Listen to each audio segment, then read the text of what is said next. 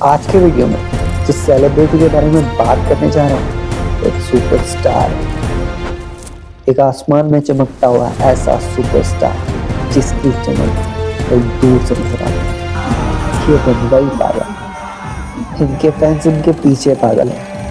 जब भी स्टेज पर आते हैं ना तो इनकी शुरुआत सिर्फ एक ही नाम से होती है।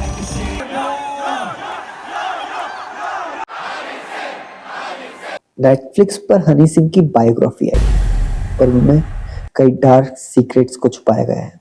और आज हम हनी सिंह की एक शैतान को पूजने से लेकर 11-12 के बाद मैं ग्लोरीफाई करने लग गया सैटेनिक पावर्स को, भगवान को पूजने तक की पूरी कहानी शेयर करेंगे। कैसे मिले भोलेनाथ? उसके पीछे भी एक कहानी है। ये कहानी हनी सिंह के बारे में जानना क्यों जरूरी है, क्योंकि हनी सिंह वो इंसान है, वो स्टार है जिसने अपनी जिंदगी में नर्क देखा। ये पापा थोड़ना है, ये मेरी वाइफ थोड़ना है, ये गुड़िया थोड़ना है। कोई मेरे से बात कर रहे हो। लोग कहते हैं स्वर्ग और नर्क जैसा कुछ नहीं होता, पर जब आप ये वीडियो पूरी एंड तक देखोगे तो आप ये समझ जाओगे कि स्वर्ग और नर्क क्या होता है, शैतान और भगवान क्या होता है, नशा और मजा क्या होता है, जिंदगी और मौत क्या होता है, घमंड और प्यार क्या होता है, मेहनत और शोहरत क्या होता है। ये सब वो भी सिर्फ एक बंदे की life story. Which is Yo-Yo Honey Singer. जब मिला सब कुछ लगा था भगवान तो मैं हूँ। तो चलो शुरू से शुरू करते हैं। तो हृदय सिंह, जिसे आप योयो हनी सिंह के नाम से जानते हैं, हनी सिंह का जन्म एक सिख परिवार में हुआ था। हनी सिंह के पिताजी एक बिजनेसमैन थे और मम्मी हाउसवाइफ। वो कहते हैं ना कहीं माँ बाप ही बच्चों को बिगाड़ते हैं और फिर इल्जाम बच्चों पे डाल देते हैं कि तू तो बिगड़ गया है। तो मैं तो उसके जरिए अपने शौक पूरे करती थी। मैं सिंगर बनना चाहती थी, मेरे पेरेंट्स ने मुझे जाने नहीं दिया, मैंने अपना सारा एनर्जी उसमें डाल दी। तो हनी की माताजी और पिताजी दोनों को ही म्यूजिक सुनने का बड़ा शौक था। उन्होंने बड़े होम थिएटर घर में ला के रख रखे थे, जिसपे हनी सिंह, किशोर कुमार, मोहम्मद रफी, लता मंगेशकर, AR रहमान के गाने लूप में सुनते थे और म्यूजिक से वो बचपन से ही टच में थे। वो तबला बजाते थे कीर्तन और स्कूल के फंक्शन में, तो मैं स्कूल में तबला बजाता था और म्यूजिक जैसे उन्हें अपनी तरफ अट्रैक्ट कर रहा था। फिर उन्होंने जब अपाची का अरेंज मैरिज गाना सुना तो हृदय ने डिसाइड कर लिया कि वो अपाची जैसा ही बनना चाहता है। पर उनके पास पैसे नहीं थे, पर म्यूजिक बनाने के लिए तो कंप्यूटर चाहिए था। तो उन्होंने BSc in IT में एडमिशन ले लिया ताकि घर पे कंप्यूटर आ जाए और वो उस पे पूरी रात भर बैठ के म्यूजिक अरेंज करते, सीखते, कभी इधर से म्यूजिक काटते, किसी गाने में से सॉन्ग में से क्लिप में से काट कर सैंपल्स तैयार करते थे। म्यूजिक कंपोज करते करते मैं सिर्फ एक म्यूजिक प्रोड्यूसर था। I never wanted to sing, I never wanted to write. तो हनी सिंह ने फिर अपनी एक म्यूजिक जर्नी शुरू करी। और बहुत कम लोगों को पता है कि हनी सिंह ने यूनाइटेड किंगडम के ट्रिनिटी कॉलेज ऑफ म्यूजिक से म्यूजिक प्रोडक्शन सीखा हुआ है। म्यूजिक का एडिक्शन इतना था हनी को कि वो कॉलेज की क्लास मिस करके म्यूजिक प्रोडक्शन में लगे रहते थे। फिर पैसा इकट्ठा करके 50,000 रुपए के आसपास वो जगराते के सिंगर्स को उठाया और हनी सिंह ने अपनी पहली एल्बम लॉन्च करी देसी बाय नेचर के नाम से। तब यूट्यूब पे एग्जिस्ट नहीं करता था, तो देसी बाय नेचर एल्बम का कोई भी गाना हिट नहीं हुआ, पर इसकी पायरेटेड CD इंग्लैंड में बिकने लगी। तो UK की कंपनी 2004 में हनी सिंह के पास आई और बोला कि आप हमारे लिए रीमिक्स सॉन्ग बनाएं। तो हनी सिंह ने उन लोगों के लिए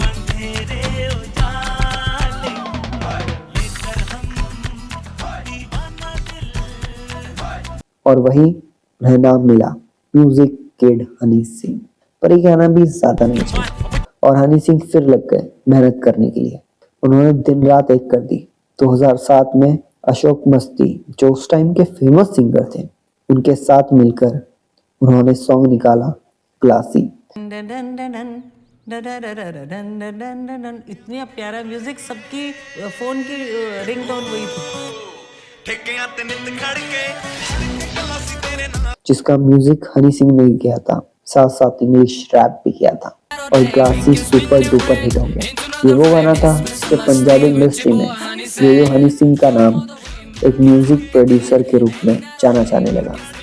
यो हनी सिंह बड़ा शानदार म्यूजिक बनाता तो हनी सिंह ने डीजेस के साथ काम किया द नेक्स्ट लेवल के नाम से, कई सॉन्ग निकाले और साथ ही साथ हनी सिंह ने ग्रुप भी फॉर्म किया माफिया मुंडेर के नाम से, जिसमें रफ्तार, कालील कोलू और बादशाह भी था। पर हनी सिंह इनकार करते हैं इस बात से कि बादशाह कभी माफिया मुंडेर का पार्ट था।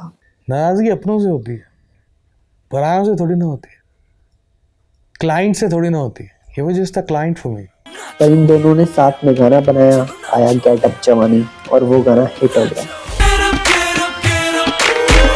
उसके बाद हनी सिंह ने कई सॉन्ग का म्यूजिक बनाया, पर माफिया मुंडेर में सिर्फ हनी सिंह ही तब सबसे ज्यादा फेमस थे। तो इक्का फिर रफ्तार ने ग्रुप को छोड़ दिया और बचे सिर्फ लील कोलू। चॉकलेट ना होती तो फिर सोचो कैसा होता। और फिर नए मेंबर भी माफिया मुंडेर में ज्वाइन करते हैं, अल्फाज, मनी औजला, जे स्टार। और फिर जे स्टार के साथ जो गाना आया गबरू, ये इंटरनेशनल विलेजर एल्बम का सॉन्ग बड़ा फेमस हुआ और टॉप पर आ गया एशियन म्यूजिक चार्ट में। इंटरनेशनल विलेजर एल्बम की खास बात ये थी कि इसके ज्यादातर गाने स्टार्टिंग में चले ही नहीं, और फिर उन्होंने जो रफ्तार पकड़ी है, गबरू के साथ साथ हिट होने लगे टॉप पे अंग्रेजी बीट, कोलियां और ब्राउन रंग भी सुपर हिट हो गया। पर उस वक्त तक लोगों को पता ही नहीं चल रहा था कि ये सोलो सॉन्ग ब्राउन रंग हनी सिंह ने कंपोज किया है और गाया भी है। तो हनी सिंह ने 50 से 60 लाख लगाया और आधा पैसा स्पीड रिकॉर्ड्स ने लगाया। 2012 में बच्चे बच्चे की जुबान पर था।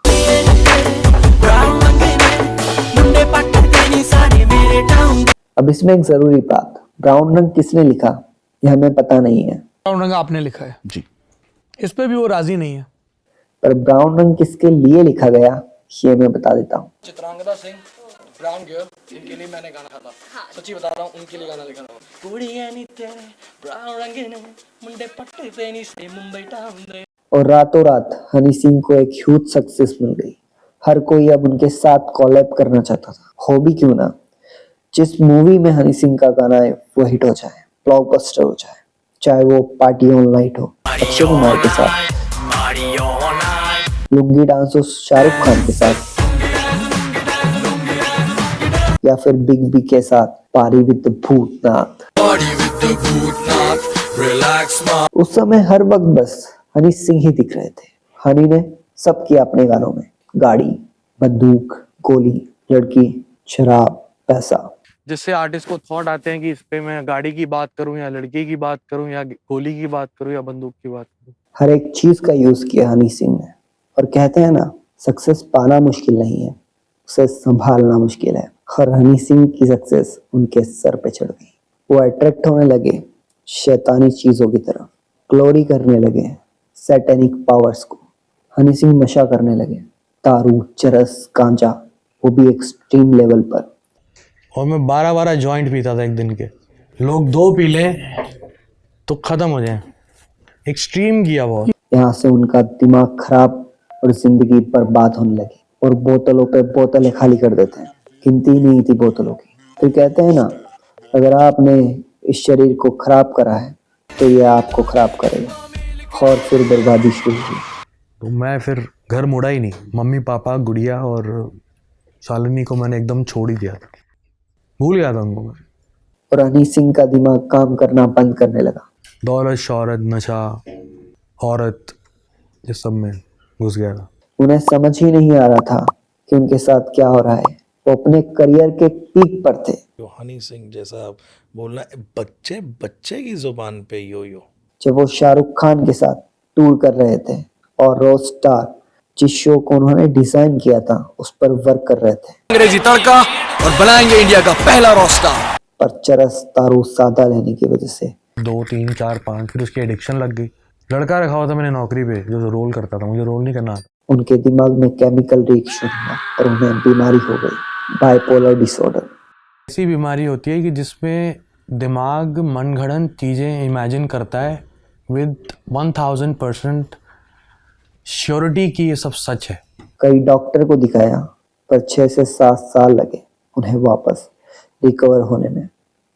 आई थिंक 6 से 7 डॉक्टर लगे। तो मैं एकदम केव से बाहर निकला तपस्या करके 7 साल की। वो हैवी गोली के डोजेस लेते थे, तब जाकर उन्हें नींद आती थी। हनी सिंह ने धीरे धीरे मेडिटेशन करना शुरू किया और खुद को सेल्फ हील करना शुरू किया। वो बताते हैं कि वो कभी रिहैब नहीं गए लोग बोलते हैं हनी सिंह रिहैब में गया, कोई रिहैब में नहीं गया मैं। और एक दिन उन्हें लगा कि वो मर जाएंगे। मैं शो पे बैठूंगा अभी तो मौत हो जाएगी। उन्हें शैतान और भगवान दोनों साथ में दिखाई देने लगे। उन्हें बुलाने लगे कि आओ हमारे पास, और उन्होंने इस बार भोलेनाथ को चुना। और वहीं से उन्हें कॉन्फिडेंस आया, एनर्जी मिली, पावर मिली कि वो वापस कमबैक कर सकते। उन्होंने देखा कि वो ऑटोग्राफ दे रहे हैं।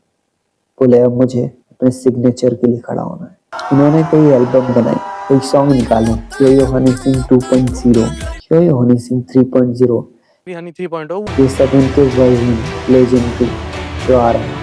और मिलियनर पायल के साथ हिट पे हिट दे रहे हैं। आपको क्या लगता है, क्या भगवान और भगवान में बिलीव करते हो? बहुत ज्यादा। शैतान जैसी कोई ताकत होती है? हमें एक शैतान सुनाई देता था। क्या स्वर्ग और नर्क जैसी कोई चीज होती है? और कमेंट में जरूर बताएं कि आपको यो यो हनी सिंह का कौन सा गाना अच्छा लगता है। और ऐसी इंटरेस्टिंग वीडियो के लिए लाइक, शेयर एंड सब्सक्राइब